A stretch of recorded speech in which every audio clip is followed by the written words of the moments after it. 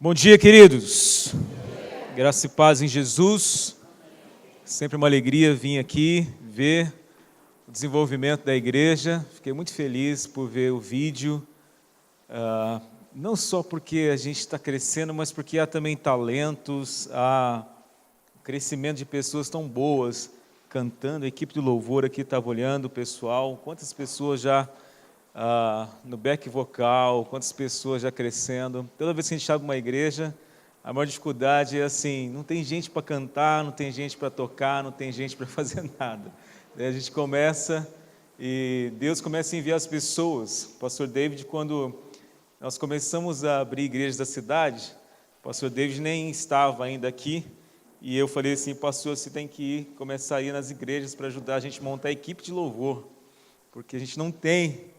Então, vai ser difícil, a gente tem que formar pessoas, e o pastor David começou aí, então, em algumas cidades, para nos ajudar nisso, e agora, olhando para a igreja da cidade de Caçapá, é uma alegria, né? A gente vê que não é o pastor que está tendo que fazer tudo, né? Não é ele que está tocando e cantando mais, mas ele já tem uma equipe grande aqui, nós temos também equipes nas igrejas da cidade, tem sido maravilhoso, bênção demais. Quero te parabenizar pelos 2 anos, são 2 anos exponenciais, não são? Amém. Vi aí 150 batismos, é isso? 270 membros, 43 células, como é bom, né? Como é bom, 2 anos acontecer tudo isso, é só pela misericórdia, pelo poder e pela ação do Espírito Santo sobre a nossa cidade, sobre a nossa vida.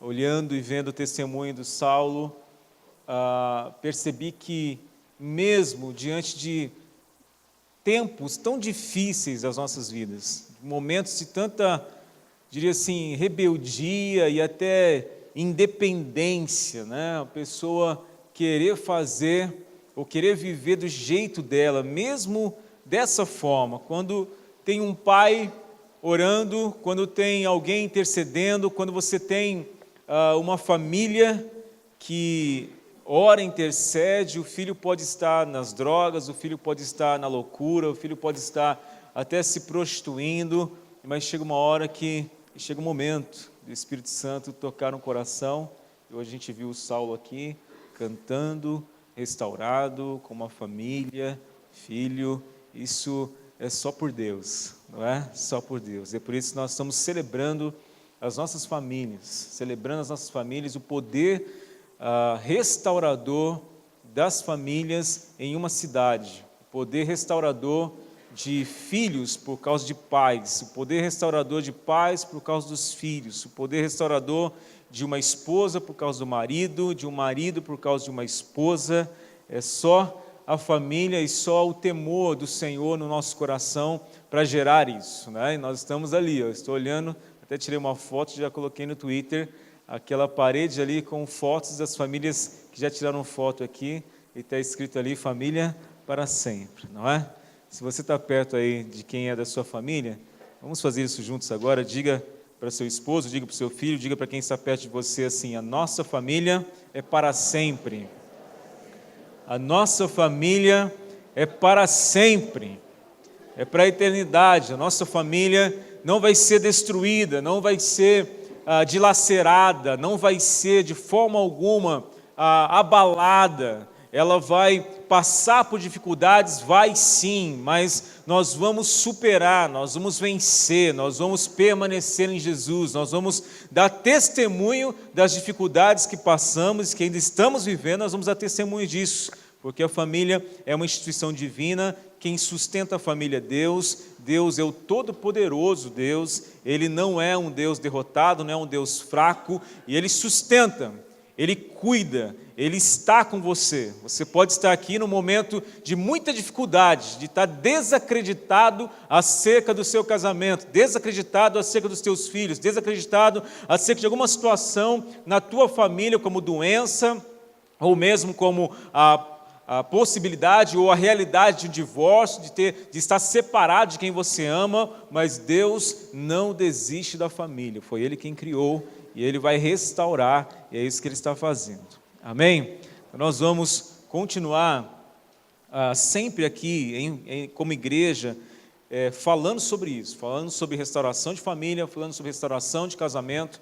Você tem uma matéria na sua revista hoje, 10 razões por que não devo praticar sexo antes do casamento. Você vai ler depois aí também isso na sua revista. Nós vamos sempre falar a favor da família, sempre vamos enfatizar o poder de um casamento fiel, digno, o poder de uma aliança feita entre Deus, um homem e uma mulher, e o poder da multiplicação de famílias saudáveis que, por mais que você tenha vindo de um histórico de divórcio dos seus pais, por mais que você tenha uma tristeza na sua vida, porque você não teve uma referência de um pai presente ou de uma mãe presente, independente da sua situação, Deus tem um padrão abençoado e abençoador de família na Bíblia, e nós vamos sempre, assim, perseguir isso, sempre vamos investir nisso, amém?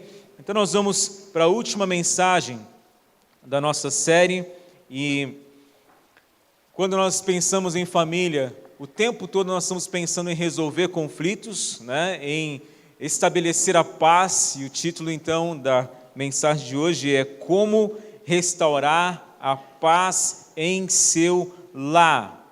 Como restaurar a paz em seu lar. Chegou o esboço aí, agora de última hora, todo mundo pegou? Ok? Tranquilo, se estiver faltando, se tiver alguém aí, você pode pedir o esboço. Chegou agora, a gente conseguiu ainda trazer um pouco de esboço para cá. Então, a pergunta desde o início é: como é a sua casa quando você pensa no ambiente da sua casa, do seu lar, o que você respira por lá? A sua vontade é de sair correndo para a sua casa ou sair correndo da sua casa? Qual é a sua reação quando você pensa em ir para a sua casa? Está chegando o momento de ir para casa. Você quer disfarçar e não ir para a sua casa, porque você não sabe o que você vai encontrar lá, porque você fica até ansioso, meio que desesperado, o coração bate mais forte quando você pensa em ter que voltar para casa, ou você quer logo voltar para casa, correndo, porque a tua casa é um lugar de segurança, é um lugar de um porto seguro para você, é um lugar de amor, é um lugar onde as pessoas te amam, te aceitam, independente de como você está e estão crescendo com você. Como é o seu sentimento? Eu quero ir correndo para minha casa, eu quero sair correndo da minha casa.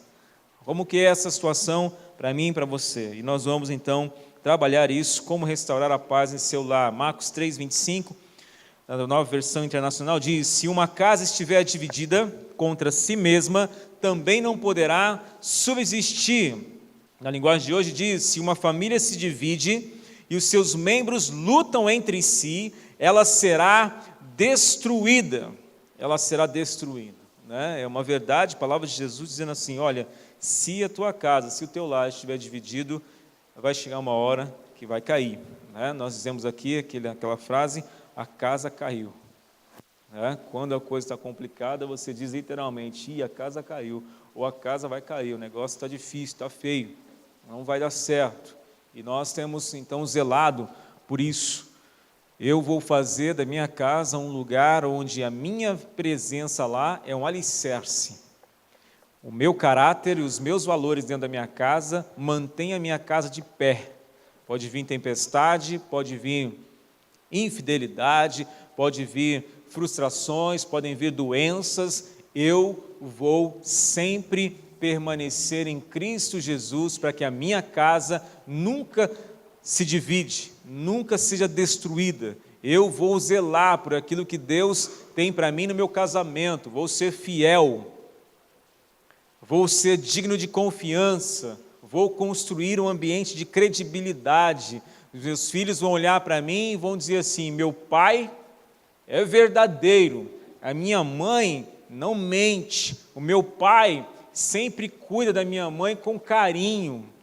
Tem manifestação e expressões de carinho, de amor. Eu sempre vi meu pai abraçando a minha mãe, eu sempre vi meu pai afirmando a vida da minha mãe, eu sempre vi minha mãe respeitando o meu pai, eu sempre vi minha mãe recebendo bem o meu pai, fazendo sempre a melhor comida para ele, fazendo sempre o melhor ambiente para ele, sempre cuidando bem da nossa casa, sempre limpando bem a nossa casa. Eu vi sempre minha mãe e meu pai com um sorriso no rosto.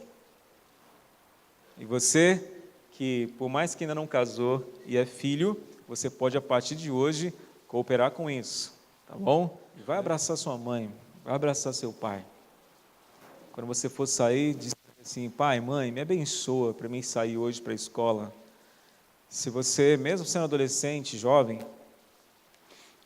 quer desenvolver algo íntimo com teu pai, com tua mãe, peça para o teu pai e para tua mãe orarem por você. Nem que seja assim: pai, eu vou dormir agora, você pode orar por mim? Coloca a mão na minha cabeça. Mãe, você pode ler comigo a Bíblia? Você tem alguma coisa para me dizer, mãe, para me abençoar? E você, filho, estou falando com você, busque isso, porque quanto mais você estiver debaixo da bênção do teu pai e da tua mãe, mais vida você vai ter e mais proteção espiritual você vai ter também, porque eles são uma cobertura sobre a tua vida. E todo mundo pode cooperar, todo mundo, né? O marido afirmando e abençoando a esposa também, os filhos, de fato sendo intencionais para saírem juntos, não sair cada um para o seu lado, ter um tempo para ir no shopping junto, para ir no McDonald's junto, para ir em alguma praça, algum lugar juntos, para tirar férias e ser umas férias que a gente faça as férias juntos, ter o prazer de passear junto, ter o prazer de marcar coisas em que a família esteja junto, né? Que não fique assim cada um para o seu lado, por mais que cada um tenha responsabilidades. E nós, quanto mais intencionais formos nisso, mais vamos edificar uma família para sempre e vamos então viver com menos conflitos, viver com menos situações para ter que restaurar a paz, né? Como é difícil a gente estar num ambiente onde você não se sente seguro e aí não tem paz no coração, porque você não sabe, se eu falar isso, será que ele vai gritar comigo? Se eu falar aquilo, será que ela vai explodir comigo? Se eu for tentar dizer para o meu filho alguma coisa, será que ele vai sair e bater na porta do quarto? Será que ela vai me responder e me desrespeitar de novo se eu for pedir para ela simplesmente lavar uma louça para mim? Como é que vai ser? E às vezes a gente fica assim, querendo fazer algo, mas você fica com medo, porque qual vai ser a reação? Como o marido vai reagir? Como o pai vai reagir? Como a mãe vai reagir? Como os filhos vão reagir? E a gente fica assim, sem paz, né? E Deus quer que a gente restaure a nossa paz, ok? Existem 5 causas comuns do conflito no casamento e na família. Essas 5 causas são dinheiro, sexo, filhos, comunicação e parentes, tá? São 5 áreas. Você vai ver que os problemas vão girar sempre em torno disso. Ou tem muito dinheiro, ou tem pouco dinheiro, né? E aí é uma desgraça, tanto ter muito como ter pouco. Ou é a questão da sexualidade, né? Que deturpada antes de casar, né, ou por traumas do marido ou da esposa, acabam tendo problemas, ou filhos, às vezes rebeldes, ou às vezes doenças, ou às vezes alguma dificuldade, né, dos filhos. Comunicação é algo que tira a paz demais, porque a gente não sabe se comunicar, né? Incrível como a gente, ao invés de ser gentil, a gente é duro, ao invés de a gente falar de maneira mansa, a gente provoca a ira do outro. É incrível como, às vezes, a gente poderia, assim, simplesmente até ficar em silêncio para não arranjar mais problema, e a gente insiste em ficar falando um monte de besteira um para o outro, e a gente tem dificuldade demais com a questão da comunicação, né? Às vezes a comunicação verbal mesmo, às vezes expressões faciais, às vezes gestos que temos, até com o nosso corpo, a gente precisa cuidar disso, e também os parentes, né? Porque tem mãe que não larga o filho, não corta o cordão umbilical, e o filho casa, mas a mãe continua no pé dele, né? Tem filha também, que é a mesma coisa, a mãe ou o pai não largam, e aí começa a ter dificuldades com isso, porque o filho não sabe ficar longe da mãe, ou a filha não sabe ficar longe da mãe ou do pai, e aí casa, mas não sai de casa, né? Fica aquela situação complicada, às vezes tem cunhados, às vezes tem noras, às vezes tem situações que a gente não consegue lidar, e os parentes também, né, são assim, uma bênção, mas pode ser também motivo de muita briga, né, e a gente tem que cuidar disso, ok? Os conflitos são comuns, via de regra, acontece nisso. Vamos dividir essa mensagem em razões do conflito familiar, a primeira parte, tá bom? Depois, como você normalmente reage ao conflito, e depois como restaurar, então, né, a resolução do conflito, tá bom? Então, primeiro, razões do conflito familiar. Quero ler um texto com você, para você entender isso. Qual é a razão? A Bíblia é muito clara e direta, e ela nos diz quais são as razões exatas do conflito familiar. Olha só o que diz Tiago 4, versículo 1 e 2. De onde vêm as lutas e as brigas entre vocês? Vêm dos maus desejos que estão sempre lutando dentro de vocês. Vocês querem muitas coisas, mas como não podem tê-las, estão prontos até a matar para consegui-las. Olha, a própria Bíblia pergunta e responde: de onde vêm as lutas e as brigas? De onde vêm os conflitos?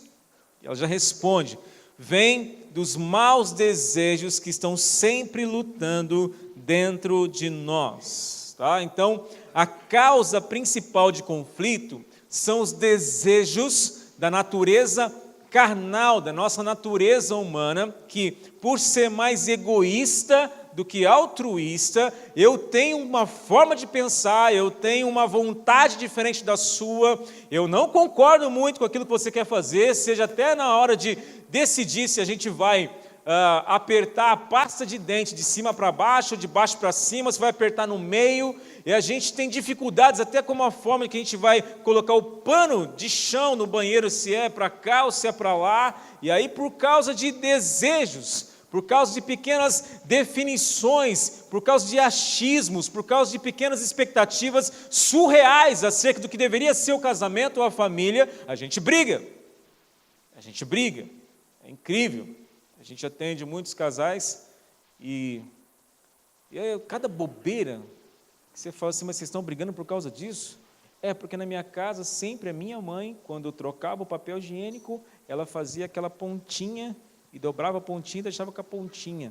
Então, em casa, todo mundo, depois que usa o papel higiênico, tem que fazer a pontinha para ficar a pontinha bonitinha. E meu marido não faz, então eu estou brigando com ele por causa disso. E aí o casamento está para acabar porque a pontinha do papel higiênico não foi dobrada. Eu falo, gente, quanta ignorância, quanta coisa, né? Você não entende isso. Ah, mas ela disse que ia lavar a louça todos os dias, logo depois que a gente almoçasse. Ela não está lavando, pastor, ela deixa a pia cheia de louça suja. Eu não aguento mais isso, estou mandando ela embora da minha casa, porque minha mãe sempre lavava a louça depois que a gente almoçava. Aí ele tem uma expectativa da mãe em cima da esposa, quer fazer da esposa a mãe dele, porque era um filho mimado, aí está brigando por causa disso. E você fala, não dá para acreditar. Mas é. Por quê? Porque existem desejos. E esses desejos lutam entre a nossa forma de enxergar a vida e a forma como a gente espera que as pessoas façam como nós. Então você quer projetar no outro aquilo que você acha que é mais certo. E por querer forçar o outro a fazer uma coisa que ele não concorda, dá briga. Maus desejos. Eu quero o que quero, você quer o que você quer. E a gente tem necessidades que se competem. Tá? Quando Deus criou o homem, Ele viu que não era bom que o homem estivesse só. O que ele fez? Eu vou criar dele mesmo uma mulher para ser sua auxiliadora. Então, qual é a proposta? Vou criar uma mulher para completar um homem, e o homem completa a mulher completa o homem, em todos os sentidos, até na sua analogia física. Tá? Aí o que acontece? Nós temos maus desejos, dá a impressão que a gente está competindo. Deixa eu dizer uma coisa para você, você casou para se completar, não para competir. Deu para entender? Não é para competir, é para completar, não é uma questão de quem está mais certo e quem está mais errado, é uma questão de como eu posso cooperar para te completar, assim como você me completa em áreas que eu não fui criado para isso. Eu não sei viver só, preciso de uma esposa do meu lado. Eu não sei fazer coisas de mulher porque sou homem, então eu preciso de uma mulher do meu lado. Eu não sei fazer coisas de homem porque eu sou mulher, então foi criado um homem e mulher, para que se completassem, não para que se competissem. E hoje, o mercado de trabalho é tão competitivo que as mulheres estão fazendo o serviço dos homens, não é? Os homens estão deixando de fazer as suas coisas, querendo que as mulheres façam por eles, e aí as mulheres estão achando que, de fato, elas podem estar no mesmo nível que o homem está em tomada de decisão, mas isso é antibíblico. Não dá. Não dá. E aí, como não dá, dá conflito. E a gente precisa compreender, o plano deve ser bíblico, não humano, para resolver problemas e para lidar com a vida. Amém? Então, essa é a principal causa. Olha só, o dia em que você se casou, você esteve diante do altar ou do juiz de paz e você tinha muitas expectativas irreais. A maior delas nunca será cumprida. Tá? Você casou, querido, e você esperava ter um príncipe, porque você cresceu, né, assistindo a Disney, e você, então, tinha aquela expectativa de que vai ser aquele príncipe, ele não vai vir de cavalo, ele vai vir de Civic, vai vir de Toyota, mas vai ser super gentil, né? Ele vai ser... Aí o que aconteceu? Quando você começou a namorar, seu namorado, que hoje é o seu príncipe, que na verdade você acha que ele é mais um ogro do que um príncipe, ele chegou do quê? Chegou a pé. Quando vocês se conheceram, o máximo que ele conseguia fazer era levar você no cano da bicicleta dele, da mountain bike. Não é assim? Eu comecei namorando a Flávia assim, eu colocava ela no cano da mountain bike. A gente ia para a casa dela para a gente namorar, eu ia de bicicleta. Não ia de carro, não ia de cavalo, não tem como. Não tinha como eu ir. Então, você começa já o início do relacionamento meio que se frustrando, porque você esperava que ele fosse daquela forma, mas não é. Você queria que ele dissesse para você, eu te amo todos os dias, mas geralmente ele fala assim, você não vai acordar não, mulher? Vamos trabalhar. Manda o SMS para você, ao invés de dizer eu te amo, manda assim, o almoço já está pronto? Estou chegando. E você fala, cadê o príncipe? Parece mais um sapo, né? Um ogro. E aí fica difícil. Por quê? Porque a gente monta sonhos na nossa cabeça, as mulheres mais do que os homens, mas os homens também têm expectativas surreais. Tem homem que espera casar com a mãe, e você não vai casar com a sua mãe. Você tem uma expectativa assim de que não, a minha esposa vai ser como a minha mãe. A minha mãe sempre, todos os dias, lavava a área da casa. Minha mãe sempre lavava o banheiro 2 vezes por dia. Minha mãe nunca deixou louça na pia. Minha mãe sempre fazia tal comida e essa comida é a comida para mim. E você estabeleceu isso como se a sua esposa tivesse que fazer a mesma comida do mesmo jeito ou até melhor. E aí a tua esposa não consegue fazer, porque não aprendeu dessa forma. Aí você começa a brigar por causa disso, aí falta paz, expectativas surreais, irreais, na hora que você casou. Então, vamos baixar a bola, porque existe maneira de restaurar a paz, e começa por uma análise objetiva do que significa uma pessoa bem diferente de outra se unir, e então começar uma nova vida, uma nova fase, e se complementarem, não competirem acerca do que esperam de um casamento. Amém? Vamos lá então. Como você normalmente reage ao conflito? A segunda parte. 5 maneiras eu vou citar aí. Geralmente reagimos de uma dessas 5 maneiras. Primeira, minha maneira. Minha maneira. O que é minha maneira? Esta é uma maneira de reagir. A minha maneira, sabe o que é? É aquela situação assim, faço valer somente a minha vontade. A minha maneira é a única maneira. Geralmente, os dois, né? Mas o homem é um pouco mais chato nisso. Né? Não tem outra maneira. A minha maneira é a única maneira. Então, vai começar a tentar conversar sobre alguma coisa que precisa decidir. O marido já fala assim, não, esse vai ser assim. A esposa, mas, meu amor, tem isso. Não importa, não quero saber, já decidi. E a esposa nunca consegue trazer para ele alguma coisa. Só que acontece, Deus deu para o homem o martelo para ele decidir, só que Deus deu para a mulher o radar, para ela poder, de fato, analisar como as coisas são. Assim, a mãe sempre sabe como o filho está, por mais que não esteja nem vendo o filho. A mulher, ela tem uma sensibilidade melhor para analisar o contexto da situação e ajudar o marido a tomar a decisão. Ela tem o papel de trazer as informações e o sentimento, a sabedoria, porque a Bíblia diz que a mulher edifica a casa, então ela tem isso, ela tem um radar, que ela consegue enxergar de uma forma melhor todas as coisas. O homem é meio seco, duro, ele chega, é isso, pronto, ele não consegue parar para refletir. A mulher não, a mulher ela consegue ver detalhes. E é para ela trazer as informações, para o marido ter sabedoria, pegar aquilo e depois decidir. Só que o que ele faz? Ele ignora a mulher. Aí a mulher começa a ver que ele está sempre tomando decisão errada. Aí depois de um tempo, ela fala assim, vamos lá, deixa esse cabeçudo errar de novo. Porque na hora que ele errar, eu vou virar para ele e falar assim, está vendo, eu não te disse? E aí sempre é assim. Vamos fazer tal coisa, a mulher fala, não vou nem falar, deixa ele fazer o que ele quiser. Aí ele faz, erra, né? E aí ela chega e fala, se fosse eu, teria feito diferente. Você é burro mesmo, eu te disse. Quantas vezes? Não adianta falar. Você já viu essa frase? Não adianta falar. Aí o marido fala assim, mas por que você não me disse? É porque você não me escuta. Aí fica. Aí um quer colocar a culpa no outro. Por quê? Porque tem ambiente que só um toma a decisão e só um resolve as coisas. Minha maneira. Sua maneira é egoísta, não adianta. Tá? Outro, de maneira nenhuma. Preenche aí, de maneira nenhuma. Essa maneira diz, eu bato em retirada, evito o conflito, ignoro o problema, eu o evito a qualquer custo. O problema nunca é resolvido porque eu só vivo me afastando do conflito. Tá? Uma coisa é você querer decidir tudo por você, outra coisa é você ser assim totalmente fugitivo. E tem gente que prefere fazer isso. Não encara o conflito, foge, finge que não está vendo, que não existe o problema. Deixa eu falar uma coisa para vocês, queridos casais, que estão casados há mais de 5, 10 anos. Esse é um problema que vai por tempos, tá? Por questão de anos.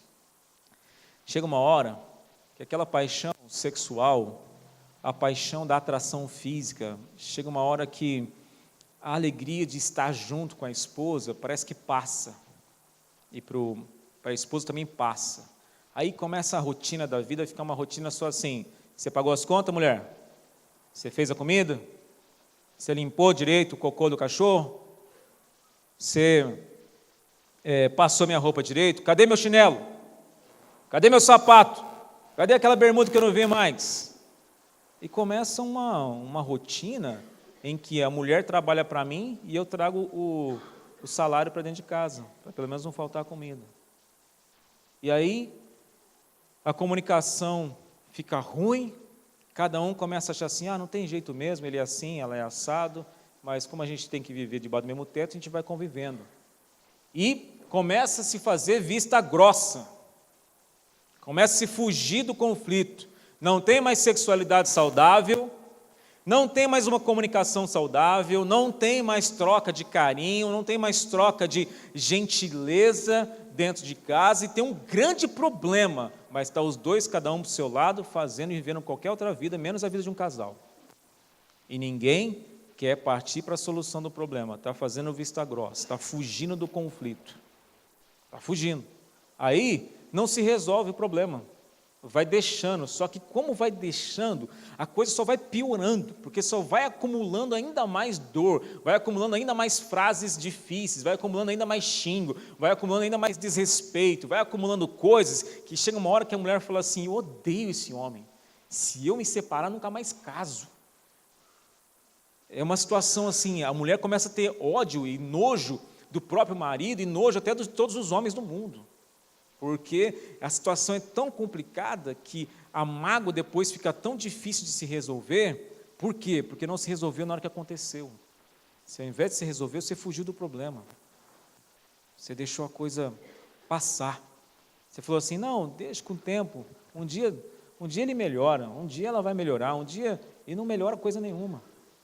E aí a gente fica com dificuldade, conflito sério dentro do casamento. Cuidado, tá? Você que é casado há mais de 5 anos, cuidado, você está vendo que está perdendo intimidade, está perdendo gentileza, está perdendo carinho, está perdendo aquela paixão, aquela atração que você tinha pela sua esposa, pelo seu marido, é hora de você parar tudo e se apaixonar de novo. É hora de você parar tudo e começar a rever, que tanta besteira eu tenho falado para minha mulher. Que tanto porcaria eu tenho feito dentro de casa, ou fora de casa, ou eu com meu marido, como é que tem sido isso? Por que você não tem mais alegria de lavar a roupa do seu marido? Por que você não tem mais alegria de preparar um jantar à luz de velas? Por que você não tem mais nem força de vontade para acreditar que um dia dá para vocês voltarem a ter uma relação sexual saudável? Por quê? Se está nesse nível, o problema está sério. E a gente precisa restaurar tudo isso. Senão a família não aguenta ser para sempre. Não é? Terceiro, sua maneira. Como é que a gente reage? Sua maneira. Sua maneira é bem assim: eu desisto, finjo que estou surdo ou que estou morto, estou buscando aprovação e por isso sempre faço de contas que sou um capacho e sempre cedo à vontade dela ou dele. É sempre do jeito do outro. É uma maneira até pacífica de viver, mas também uma maneira altamente frustrante. Talvez você tenha encarado esse tipo de viver, da maneira do outro. Então, o que ele falar, eu faço, o que fizerem está feito, eu preciso que eles me aceitem, então o que for pedido para me fazer, eu vou fazer do jeito que eles quiserem. Só que aí você perde a sua identidade, você não tem mais, assim, alegria de você fazer uma coisa por você que as pessoas reconheçam, todo mundo manda em você, ou na verdade manipula você e controla você, e por você viver debaixo disso, você entra numa frustração tão grande que você entra em depressão se você não cuidar da sua vida emocional. Não dá. Também não é um jeito bom de se resolver conflito. Quarto, das duas maneiras. Preencha aí, das duas maneiras. Eu chego a um acordo, desisto um pouco, você desiste um pouco, você ganha um pouco, você perde um pouco. Essa é uma maneira melhor de viver do que as outras três que a gente citou até agora.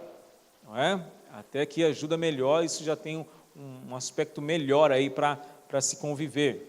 É uma maneira também. E quinto e último, nossa maneira. Preencha aí, nossa maneira. E aqui a gente precisa prestar atenção. Nós trabalhamos em nossos alvos mútuos juntos. Só que mais do que eu ceder um pouquinho, você ceder um pouquinho, mais do que a gente abrir mão um pouco, eu não apenas me preocupo em resolver o problema, mas eu me preocupo também em cuidar de você. É uma situação diferente. Eu me preocupo em cuidar do relacionamento, me preocupo com você e me preocupo se, quando estamos decidindo fazer algo juntos, se você vai estar satisfeito com aquela resolução. Se você vai estar bem, se você vai estar concordando também, se a gente vai chegar junto à tomada de uma decisão, e essa tomada de decisão vai ser uma decisão que de fato os dois vão estar felizes. Se der errado a decisão que os dois tomaram juntos, os dois juntos vão correr atrás do prejuízo. Se der certo, os dois juntos vão celebrar. E não vai ficar aquela coisa assim, tá vendo, eu te disse. Porque o pior de um problema é que, quando não se toma decisão junto, o outro toma decisão pelo outro, aí vai dar errado, o outro, ao invés de ajudar, vai lá e bota o dedo na cara. Aí piora, né? Piora, já está dando errado. Já tem o culpado. Aí o outro, ao invés de vir ajudar, ele fala, não está vendo disso para você? Você é burro mesmo, de novo você fez errado. E não vou te ajudar não, agora você vai pagar o preço. Resolva sozinho. Às vezes a mulher fala isso para o marido, às vezes o marido fala isso para a mulher. E aí só complica ainda mais. Já tem um problema, ao invés de ter a solução do problema, tem ainda mais raiva um do outro, porque não decidiram juntos. É lógico que vai dar problema depois. Então, a nossa maneira é a melhor maneira, a maneira de Deus. A gente tenta tomar decisões juntos, avaliando o que cada um tem para dizer acerca daquilo que vai ser tomada a decisão. Chegamos em oração a uma decisão, e se der certo, a gente celebra junto, se der errado, a gente junto vai resolver o problema. E os dois continuam juntos. A situação não separa eles, a situação, por mais que dê errado, ela une as pessoas, porque nós somos uma família. Quando a Bíblia diz que os dois se tornarão uma só carne, isso não é conto do vigário. Isso não é uma coisinha assim, legal, vai se tornar uma só carne, que bonito isso. É porque na hora que tem a relação sexual, eles ficam tão juntos que eles se tornam uma só carne. Não, não é só isso. É para que vocês façam tudo juntos. O marido publicamente assume a responsabilidade de tomar decisão, porque ele tem um martelo. Ele que assume publicamente a decisão que os dois planejaram juntos. Não é a mulher que assume esse papel de comunicar a decisão que ele tomou. é o marido que faz, mas os dois decidiram juntos. E aí, quando dá certo, é celebração. Quando dá errado, os dois continuam juntos, tentando resolver o problema ainda. Porque às vezes pode dar errado, eles podem ter tomado uma decisão juntos errado. Amém? A nossa maneira é a melhor maneira, tá bom? Resolução, então, do conflito.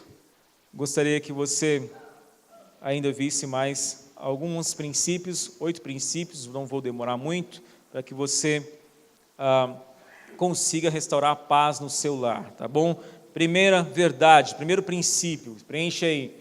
Como eu posso resolver os meus conflitos e restaurar a paz? Torne-se um cristão. Torne-se um cristão. Primeira verdade de tudo. O que é se tornar um cristão? É você dizer para si mesmo, para Deus e para as pessoas, que quem governa a tua vida é quem te criou, Deus. É você se identificar com Cristo. É você dizer assim, eu não sou mais eu, mas agora é Jesus quem vive em mim, e a minha vida não vai ser vivida pelos meus desejos, que são na maioria maus, egoístas, mas a minha vida vai ser cumprir a vontade de Deus. A minha vida vai ser cumprir a missão que Deus tem para mim, e é muito maior do que só estudar, é muito maior do que só trabalhar, é muito maior só do que casar, é muito maior só do que você ter o objetivo de comprar a sua casa própria, é muito maior do que você imagina. E você precisa abrir os teus olhos para isso, se tornar cristão, ou seja, se tornar como Cristo, é primeiro passo em direção a você restaurar a paz. Por quê? Porque a partir da Bíblia, um dos nomes de Jesus Cristo ele será chamado Príncipe da Paz. Conselheiro, Deus forte, Pai da eternidade. Quando a profecia vem para dizer sobre Jesus, um dos nomes de Jesus é que ele é o príncipe da paz. É ele quem restaura a paz em qualquer relacionamento, em qualquer ambiente, em qualquer família. Então, se você não tiver aquele que é a própria paz, como é que você vai restaurar a paz? Você vai fazer tentativas frustradas de ficar com um ambiente um pouco melhor. Mas paz de verdade, a Bíblia diz que ela excede até o nosso entendimento e só pode ser entregue por Jesus Cristo, porque Ele é a própria paz. Então você precisa de Jesus Cristo na sua vida, porque Ele é a própria personificação da paz de Deus. Amém? Como é que eu vou restaurar conflito? Primeiro você precisa de Jesus, porque Jesus é aquele quem dá a tua paz, é Jesus quem governa a tua vida, é Jesus quem pode dar sabedoria para você resolver os seus conflitos. Se não for por Ele, você não consegue, a tua vontade própria não resolve. Aí você já tentou resolver, você sabe como é que é. Tá? Segundo, como restaurar a paz em seu lar? Converse com Deus sobre o conflito. Converse com Deus. Tiago 4,2 diz, vocês cobiçam, mas como não podem conseguir o que querem, brigam e lutam. Não conseguem o que querem, porque não pedem a Deus. Antes de você conversar com a sua esposa, antes de você conversar com a pessoa que você está triste, você deve conversar com Deus. Ok? Muitos dos conflitos em nossa vida acontecem quando nós esperamos que outras pessoas satisfaçam as nossas necessidades, mas só Deus pode satisfazer a sua necessidade. Então, está com um problema sério. O que eu vou fazer? Já vou lá e vou meter a mão na cara? Já vou lá e vou colocar o dedão acusador na frente? Vou chamar alguém para fazer o serviço comigo? Vou ignorar, vou sumir? O que você vai fazer? Você vai parar, vai para um lugar onde você possa ter um pouco de calma, baixar a sua adrenalina em relação a querer ser vingativo, em relação a querer descontar a tua ira ou a tua raiva, e você vai dizer assim, Deus, se o Senhor existe, eu quero conversar contigo acerca desse problema, porque só o Senhor mesmo. É bem assim, só por Deus. A gente não fala isso? É só por Deus, literalmente é só por Deus. Só por Deus, porque se você tenta ir do seu jeito, não dá certo. Você até vai com boa vontade, às vezes você fala assim, não, eu vou conversar, vai dar certo, eu vou chegar lá. Aí você chega, a pessoa nem te recebe. Você chega, a pessoa nem quer te ver. Você chega, a pessoa já chega xingando você. Ou senão você chega para tentar ir assim, vamos conversar. A pessoa fala assim, só converso com você perante um advogado. E aí você fala, não dá nem para conversar.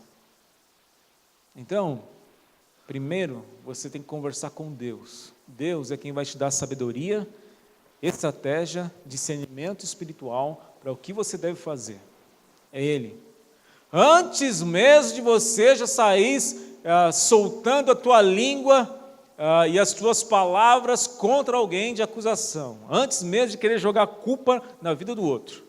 Converse com Deus, porque Deus vai tirar de você essa ira, Deus vai acalmar você, Deus vai mudar os seus pensamentos, Deus vai fazer uma coisa diferente acerca do que você poderia fazer. Tem gente que quando o marido trai, ao invés de perdoar, diz que perdoa, mas depois vai lá e trai também para dar o troco. Aí o negócio estava feio, porque já tinha uma infidelidade, agora são 2 infidelidades dentro do mesmo casamento. Né? Tem gente que o pai fala assim, não filho, é melhor você não ir, vai ficar muito tarde. E só porque o pai disse isso, ele prefere fazer exatamente o contrário. Não, porque meu pai disse que é para mim voltar cedo, eu vou voltar tarde. Não, porque minha mãe ficou no meu pé, então agora que eu vou fazer as coisas mesmo escondido dela. E quer viver tudo do contrário. Parece que assim, eu sou a personificação da contradição. Tudo que me disserem sim, eu digo não. Tudo que me disserem não, eu digo sim. E aí você tem uma causa própria, o rebelde sem causa. Vai adiantar alguma coisa? Não vai adiantar nada. É só mais problema. Por quê? Porque você quer ser dono do seu nariz? Porque você quer dizer para os outros que você pode mandar em você mesmo? Você nem consegue mandar em você, você é escravo ainda dos seus desejos, é por isso que você não obedece. Quem desobedece é contrário à definição de que eu faço porque eu sou dono do meu nariz, eu faço o que eu quiser. É o contrário. Quem se acha independente, na verdade, é o independente escravo dos seus próprios desejos. É que nem aquele cara que fala assim, não, quando eu quiser eu paro de fumar. Quando eu quiser eu paro de beber. Não, isso aqui não me domina não. Mas nunca para, nunca para, nunca para, nunca para, e aí fica aquele bobão com uma palavra que não consegue nem cumprir. Se você conseguisse mesmo, você já teria parado. Mas você não conseguiu parar, porque mesmo sendo inteligente para saber que o cigarro não faz bem para você, ou que o álcool não faz bem para você, você não é inteligente o suficiente para dominar sua própria vontade. Você é escravo de você mesmo. O independente é escravo da sua própria natureza pecaminosa, que é uma das coisas mais tristes da vida, porque aí você peca, é você mesmo que é culpado, e só Deus pode perdoar. É difícil. Então você quer ser um filho rebelde? Não vai te dar em nada. Depois você só vai acumular na tua cabeça problema para resolver. Só mais conflito, só mais falta de paz. Não vai adiantar nada. Ok? Converse com Deus. Terceiro, analise onde está a raiz do conflito. Analise onde está a raiz. Escreva aí, do conflito. Mateus 7,3 diz, por que você repara no cisco que está no olho do seu irmão e não se dá conta da viga que está em seu próprio olho? Pergunte a si mesmo, quanto desse problema é o meu problema, é minha falta? Antes de você sair acusando, atacando, Jesus diz, olha, verifique você mesmo. Dá uma olhada aí, sou eu o problema? Sou eu a causa? Existe algum ponto cego em minha vida? É muito difícil, né? A gente se imaginar, mas você precisa imaginar mesmo, assim. Está tentando enxergar alguma coisinha na vida de outra pessoa, mas nem dá quase para enxergar direito, porque aquilo que você acha que é uma pequena coisa na vida da outra pessoa, você está enxergando pelos olhos, pela lente de uma trave da sua. Você está tentando enxergar, por exemplo, você está tentando enxergar que seu marido, então você chega nele e você fala, você é preguiçoso, você não procura emprego direito, você sempre é mandado embora, não sei o quê, você está sempre lá acusando. Você está vendo, porque ele é preguiçoso, não consegue emprego porque é preguiçoso, não consegue emprego porque é preguiçoso, você está sempre dizendo, preguiçoso, preguiçoso, preguiçoso, preguiçoso. Mas sabe por que você está dizendo isso? Porque tem uma lente, ou seja, tem uma viga, tem uma trave no teu olho, que é a trave do perfeccionismo, é a trave de quem não admite ficar, às vezes, sem fazer alguma coisa. Você tem a trave do ativismo. Então, porque você sempre foi acostumado a sempre fazer tudo e querer tomar frente de tudo, porque você teve uma família disfuncional, você não teve pai, aí você teve que trabalhar junto com a tua mãe, na hora que você casou, você não tinha referência. Aí teu marido está dando o máximo dele, mas você continua dizendo que ele é preguiçoso. Por quê? Porque você tem uma trave no teu olho do trauma da sua família que você não resolveu ainda. Deu para entender mais ou menos o que significa isso, biblicamente? A gente está dizendo assim, você tem isso, mas na verdade, o que você está enxergando é consequência de uma lente distorcida no seu próprio olho. O que você está tentando acusar é só reflexo de um trauma que você mesmo tem. Então você enxerga em todo mundo algum problema, mas na verdade o que você está enxergando neles é consequência de uma má formação sua. Aí todo mundo está errado e você está sempre certo. Isso é o que Jesus diz aqui. Você está tentando tirar ou enxergar um cisco no olho do seu irmão? Espera aí, tira primeiro a trave que está no seu. Senão você não vai conseguir enxergar direito. É incoerência. É incoerente. Tem muita gente que tem problema com isso. Você é perfeccionista e você quer que todo mundo seja perfeccionista. Mas o problema está em você, não está nas pessoas. É você que é perfeccionista. Não é? Você é pavio curto, aí todo mundo te irrita. Mas espera aí, todo mundo te irrita ou é você que se irrita com todo mundo? Porque você tem pavio curto. O problema está nas pessoas que estão te irritando ou você sempre olha as pessoas como pessoas irritantes? Aí você precisa analisar. Será que não é comigo a situação? Por que eu tenho um problema com tantas pessoas? Porque todas as pessoas do mundo estão erradas? Ou será que é você que está errado e as outras pessoas estão tentando te ajudar? Quando você começa a trocar e tirar a viga dos seus olhos, você não enxerga mais cisco no olho de ninguém. Você não enxerga mais, é incrível. Quando você começa a ser curado, você começa a olhar e fala assim, nossa, eu pensei que aquela pessoa era assim, mas na verdade não era, né? Eu achei que ela era assim, eu julguei mal. Eu já logo fiquei falando de você e tal, e você tem que ir lá pedir perdão, porque não era nada daquilo, só era porque você estava com seus olhos totalmente deturpados acerca do que a vida nos oferece, do que a pessoa está fazendo. Ok? Então, marido, esposa, filhos, pergunte primeiro, tá? Seja honesto, seja honesto. A Bíblia diz em 1 João 1,8, se dissermos que não temos pecado, enganamos a nós mesmos e a sua verdade não está em nós. Se você acha que você sabe tudo, se você é aquele sabidão, se você acha que é só você que sabe, se você acha que toda a solução está em você, provavelmente você é o mais errado na situação. Porque o orgulho já tomou conta da sua vida e o orgulho é um pecado capital. Dele se gera muitos outros orgulhos. Quando você fala pecado capital, é pecado cabeça, é um pecado que depois daquilo, muita coisa quando acontece de ruim. E o orgulho é um dos pecados capitais. A partir dele, um monte de pecado acontece, e se você não sair disso, você vai morrer por isso também. Quarto, marque um jantar da paz. Nossa, como assim? É, isso mesmo. Sente em frente, ou frente a frente com seu cônjuge e converse sobre qual é o problema. Tá? Anote uma coisa aí para você não esquecer. Conflitos raramente são resolvidos acidentalmente. Tá? Você não resolve conflito por acaso. O maior problemão, de repente, tudo ficou melhor. Não existe isso. É muito difícil de conflito ser resolvido de uma forma assim, aleatória. De repente está tudo bem. Não. Você pode até falar, não, já esqueci. A gente fala assim, não, já esqueci, já passou.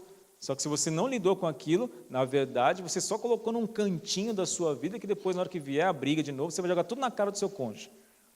Então, senta de frente, olha no olho, marca um jantar da paz, marca um momento para você resolver o conflito.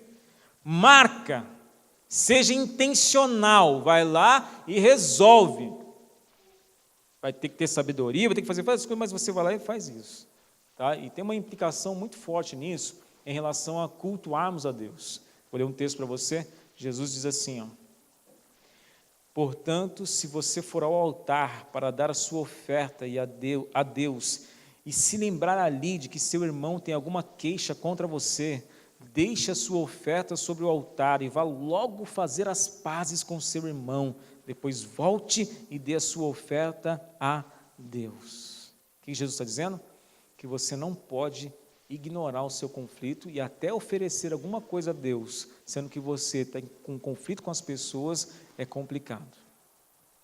Ele manda você e está falando aqui de um contexto de culto, está falando de um contexto de adoração. Você está querendo adorar a Deus, você veio para a igreja, chega na hora do altar, tem o momento da oferta, mas aí você lembrou que tem alguma coisa, Jesus fala assim, deixa a oferta lá, vai resolver primeiro, depois você volta.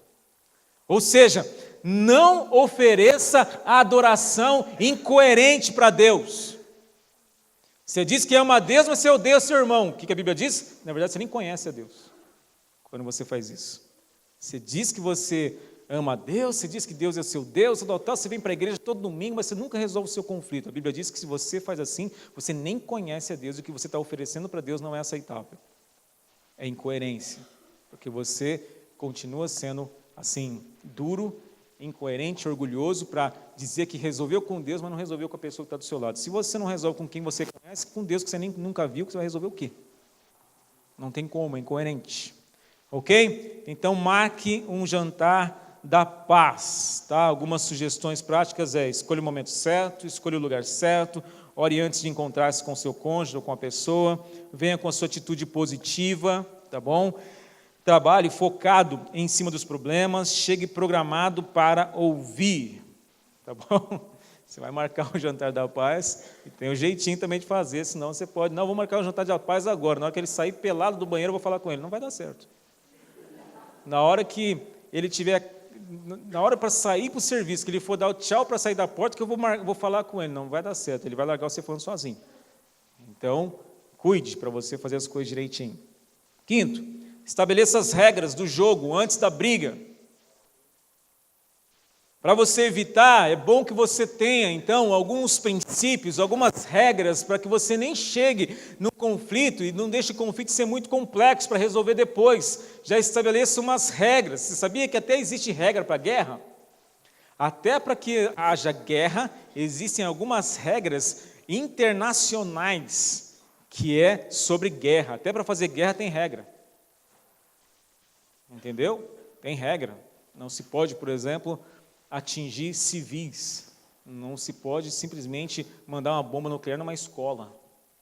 Não se pode. Tem regras até para guerrear. Até para acontecer uma guerra tem regra.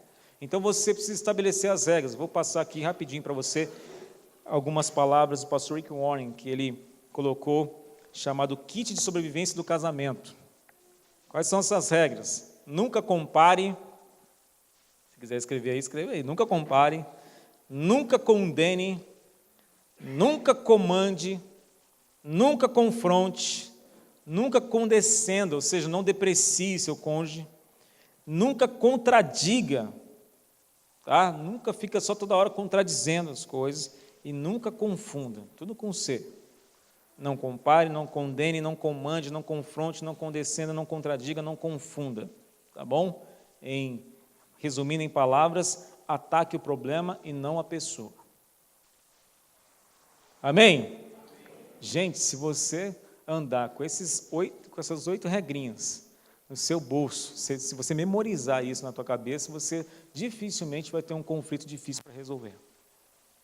Porque se você anda com as pessoas e você não condena, você já está ganhando muito. Se você não compara, você já está ganhando muito. Se você não bota o dedo na cara, você já está ganhando muito. Se você, é coisas tão simples, que é difícil de fazer, mas se você colocar em prática, você não vai ter problema não. Porque são regras para você não ter conflitos grandes para você resolver. Amém? Sexto, mude o foco. Mude o foco. Mude a atenção de si mesmo para outra pessoa, tá? Esse mude o foco é o seguinte, você sair do seu egoísmo para o altruísmo, você parar de olhar para você, se defender, se justificar, tal, e olhar para o outro, para abençoar o outro. Espera aí, o que eu posso fazer por ele? E não o que ele pode fazer por mim. O que eu posso liberar para ele de perdão, e não a acusação que você quer colocar nele. O que eu posso assumir como responsabilidade, não jogar toda a culpa no próximo. Muda o foco, sai do egoísmo e começa a trabalhar pelo seu casamento, começa a trabalhar pela sua família. Inclua mais pessoas, aí você vai ser mais generoso, você vai ser mais paciente, você vai conseguir ter um olhar diferente, porque se você continuar só olhando para o seu umbigo, só tentando se defender, só tentando ficar justificando os seus erros, não vai dar certo. Não vai dar certo. Mude o foco. Amém? 7º, busque aconselhamento com pessoas de Deus. Aconselhamento, escreva aí, busque aconselhamento com pessoas de Deus. A Bíblia diz para buscar por conselhos, diz Provérbios 15:12, o homem vaidoso não gosta de quem o corrige, ele nunca pede conselho aos sábios. Quem rejeita conselhos prejudica a si mesmo, mas quem aceita a correção fica mais sábio.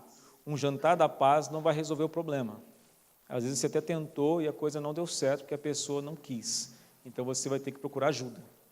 Então busque conselhos para isso, tá? E deixa eu te dizer uma coisa. Quando você tem um problema de saúde, onde que você vai? No médico, não é? Quando você está com dor de dente, onde você vai? Vai no dentista. Quando você está com um problema de justiça, a quem que você procura? Um advogado. Assim? Quando você tem problema financeiro, o que você faz? Você pede ajuda para um contabilista, você pede ajuda para alguém que manje daquele assunto. Agora, por que quando você está com problema no casamento, você acha que você pode resolver sozinho? Por quê? Por que quando você está com um problema de relacionamento, você não procura ninguém? Você tenta resolver tudo sozinho. Você tenta botar toda a culpa no outro. Por quê? E é por isso que você precisa buscar aconselhamento em pessoas sábias, buscar aconselhamento em pessoas de Deus. É incrível como que você confia no médico. A gente confia no médico, não confia? Você nem sabe se ele fez a faculdade de Direito ou não, você não sabe se ele comprou o canudo, você não sabe se ele é um mercenário, você não sabe de nada. Só que ele está lá trabalhando no hospital, você confia no hospital, você confia que o cara de fato é médico. Aí você vai lá, o cara olha para você, pergunta as coisas, tal, e te passa um remédio. Se ele te passar uma droga para te matar, você confia, compra e morre. Não é assim? É assim, a gente confia. Você não conhece o médico coisa nenhuma, você entra dentro do avião, você não conhece o piloto coisa nenhuma, você acha que o avião não vai cair. Você acredita. Você acredita, você não vai lá conferir, não, peraí, eu quero conferir antes de eu entrar no avião, eu quero o nome do piloto, eu vou fazer toda a pesquisa na internet para ver se o cara de fato fez, quantas horas de voo ele tem, se é ele mesmo que está lá, eu vou comparar a foto dele, na hora que eu entrar, eu vou pedir para a aeromoça abrir, eu vou entrar, olhar no rosto dele, comparar para ser ele mesmo, aí sim eu entro para viajar. Você não faz isso, você simplesmente confia. Você vai no médico, você não quer nem saber se o cara é bom médico ou não. Eu já fui médico pediatra. Tem um médico pediatra em São José dos Campos que ele é muito bom. E minha mãe me levava nele desde quando eu nasci. E até hoje ele está trabalhando. Então a gente confia nele, doutor Nelson. E é incrível que você entra no consultório dele, ele é um cara super gentil, um médico já de idade, você vê que ele de fato conhece, tal. Só que se entra dentro do escritório dele, no consultório dele, é um fedor de cigarro que você não aguenta. Porque ele não consegue sair desse vício. Então, ele é um médico fumante, mesmo que você vê que ele não aguenta passar, acho que ele faz uma consulta e já sai para fumar, porque o cheiro é muito forte nele, da nicotina e do cigarro. E ele está atendendo crianças. É uma incoerência, né? E eu fico assim, porque minha mãe disse, eu confio nesse cara, mas se fosse para confiar nele pelo cheiro que ele tem, eu não traria minhas crianças aqui mais não. Porque o cara é incoerente, é médico, mas fuma. Não é? Aí, você vem para a igreja, o pastor aqui está pregando, está falando sobre resolver conflito, está falando um monte de coisa boa para você, mas você sai daqui, chega em casa, aí o marido ou a esposa, vamos fazer tal coisa. Não acredito não que esse pastor fala aí. Pô, o cara acabou de ser pastor, olha o tamanho dele, tem os olhos fechados.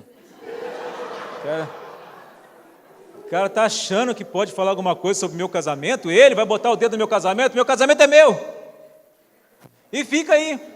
Fica na sua ignorância, não, quem sabe do meu casamento sou eu, essa mulher é minha, não vem pastor colocar o dedo na minha vida não, porque essa mulher é minha.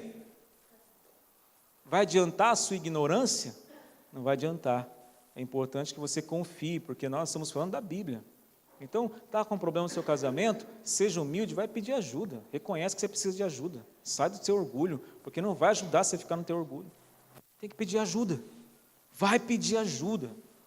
Não fique parado, não está dando certo, não está conseguindo conversar, não está dando certo nada. Então para pelo menos e fala, então pelo menos vamos procurar ajuda, vamos conversar com o pastor, vamos conversar com alguém, vamos pedir para alguém sábio ou experiente na área de casamento conversar com a gente, vamos pedir ajuda. É simples, como você confia no médico, é simples assim, é simples. E último então, nunca desista do seu casamento. Amém? Nunca desista do seu casamento. Nunca desista. Não abandone no meio de uma discussão. Termine as coisas. Não deixe a pessoa falando sozinho. E creia. Não desista do seu casamento. Você não pode simplesmente achar que porque a gente não consegue conversar, porque ela me traiu, porque ele me traiu, ou porque aconteceu alguma coisa muito grave, que você já vai desistir. O fracasso, ele vem pela desistência. Ninguém é fracassado até que desista. E a decisão da desistência é uma coisa muito pessoal. É você que é responsável com a sua vontade de acreditar em Deus, que Deus pode restaurar o seu casamento. Você que é responsável por acreditar que a Bíblia, quando dá direcionamentos para o seu casamento, ela é de fato verdadeira, vai proteger você e você não vai ter o seu casamento acabado. E nós estamos numa luta contra isso. A estatística, o percentual de divórcio está muito alto, quase que 3-1. Tá? Então, dependendo dos lugares onde nós estamos, dependendo de cidades do mundo e até no Brasil, a cada 3 casamentos, 1 dá divórcio.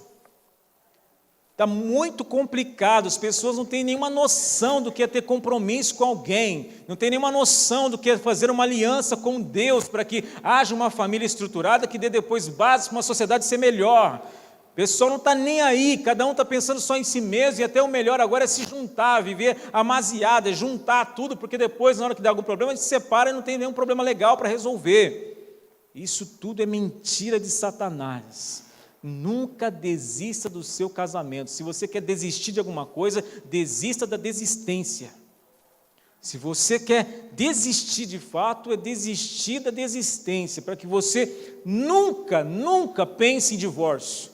Nunca pense em romper, nunca pense em largar, nunca pense em sumir, nunca pense só em você mesmo. Não, nunca desista do seu casamento. Amém? Se você não desistir do seu casamento, naturalmente você não vai desistir dos seus filhos, você não vai desistir das pessoas que estão na sua família, e Deus, que ama o casamento, criou o casamento, está conosco e vai nos dar vitória em tudo isso. Olha só, Efésios 2,16 diz, mas Cristo nos uniu por meio da sua morte na cruz. A cruz nos leva a abraçar uns aos outros e faz cessar a hostilidade. Cristo veio e pregou a paz. Ele desfez a inimizade que o separava como se fosse um muro. Você vai se comprometer em fazer sua parte para restaurar a harmonia do seu lar. Amém? Nós estamos encerrando a nossa série hoje, e nós ungimos vocês, tiramos as fotos, e para encerrar, nós queremos fazer também aqui hoje um ato já profético, e também de unção, que é a renovação dos nossos votos conjugais, tá? Então, 2 coisas nós vamos fazer agora. Os casais que estão aqui, marido e esposa juntos, vocês podem ficar de pé, por favor, e nós vamos fazer a renovação dos nossos votos. Nós vamos orar pelas nossas alianças agora novamente, tá? Você que não está casado, que não está aqui com o seu familiar, tudo, você vai tomar um compromisso, eu vou orar por você também, para que você, então, seja um agente de paz na sua família. Você vai ter um compromisso de hoje, naquilo que depender de você, você vai restaurar a paz. Se você tem que ir para pedir perdão, se você tem que ir para liberar perdão, se você tem que confessar alguma coisa ao teu pai, tua mãe, ou confessar alguma coisa para alguém dentro da sua família, você vai tomar um compromisso de hoje fazer isso. E nós, como casais agora, nós vamos renovar os nossos votos, vamos renovar a nossa fidelidade aos nossos cônjuges, tá bom? Quem conseguir, porque talvez vocês não consigam mais, mas tira a sua aliança aí do dedo. Vem cá, meu bem, por favor. Tira a sua aliança. Vou tirar a minha.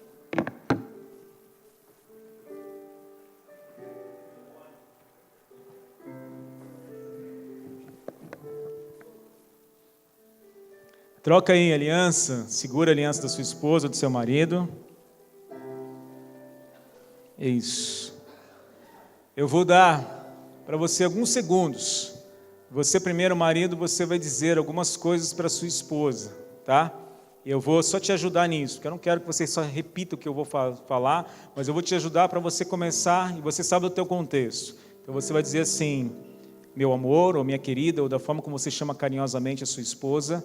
Você vai dizer assim, eu renovo hoje a minha fidelidade, o meu amor, a minha proteção, o sustento, tudo aquilo que faz referência às suas responsabilidades, que um dia você já fez isso no altar, e mais coisas que você sabe que você tem que dizer. Então você vai dizer agora para sua esposa isso, tá? Você pode dizer, especialmente olhando nos olhos dela, e você vai dizer isso, depois você coloca então a aliança no dedo dela novamente, tá? E depois, da mesma maneira, a esposa fala, coloca a aliança de novo, e aí depois nós vamos orar. Depois nós tivermos terminado isso, nós vamos orar, abençoando todos vocês. Amém? E é isso, é o tempo para você fazer isso agora.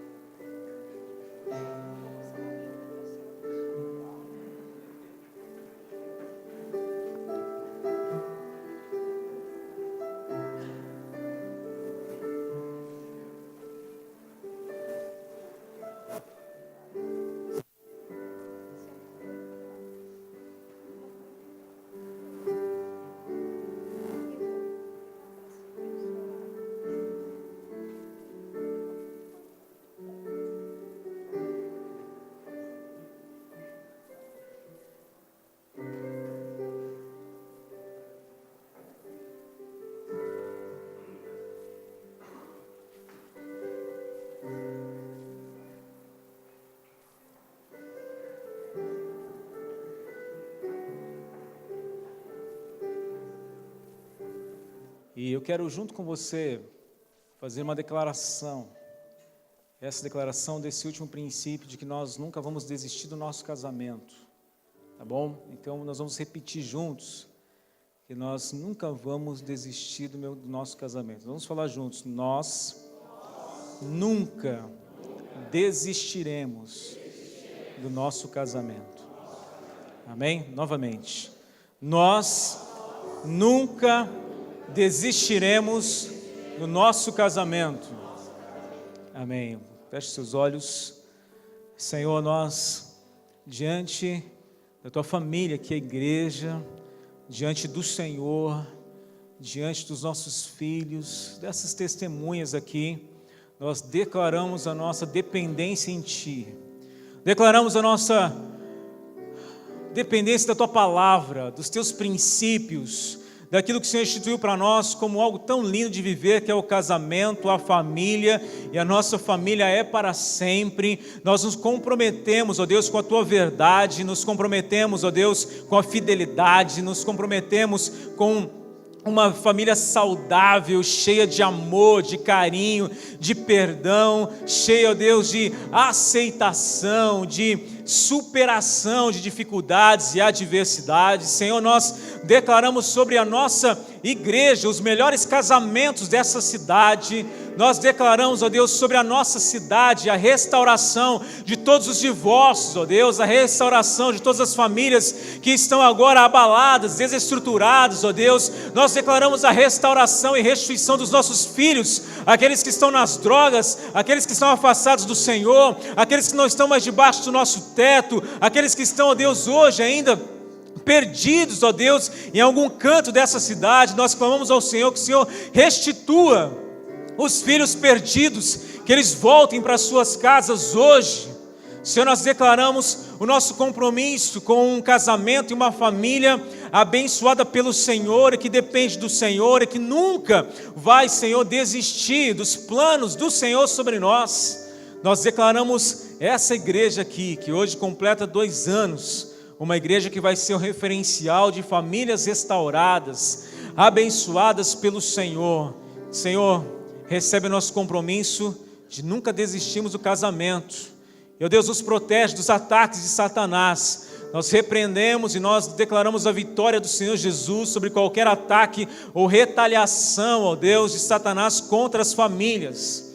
E nós também tomamos o compromisso, ó Deus, aqui, especialmente os que não estão com seus cônjuges, de hoje voltarem para casa e terem um ambiente, ó Deus, de restauração, de serem agentes de paz. Aonde quer que estejam, em qualquer que seja a situação, nós vamos, ó Deus, como filhos, como pais, como maridos ou esposas, ou tios, ou netos, ou avós, nós vamos ser um agente de paz. Nós vamos pedir perdão, nós vamos liberar perdão, nós vamos recomeçar, reconstruir, nós vamos, pela Tua palavra, pelo Teu poder e pela Tua autoridade, ser, ó Deus, aqueles que vão fechar a brecha do divórcio da nossa família. Vamos afastar os principados e potestades, espíritos de dissensões, espírito de briga, espírito do álcool, da morte. Nós vamos afastar esses principados e potestades da nossa família em nome de Jesus. Nós cremos, Senhor, que cada casal aqui não está fazendo isso por acaso, não veio aqui por acaso, não está selando essa renovação de votos por acaso. Nós vamos ser referenciais, e que o Senhor receba como um ato de adoração o que fizemos essa manhã diante do Senhor. Eu oro assim em nome de Jesus, amém, aleluias. Deus abençoe sua vida, Deus abençoe seu casamento e a sua família em nome de Jesus. Pode se sentar.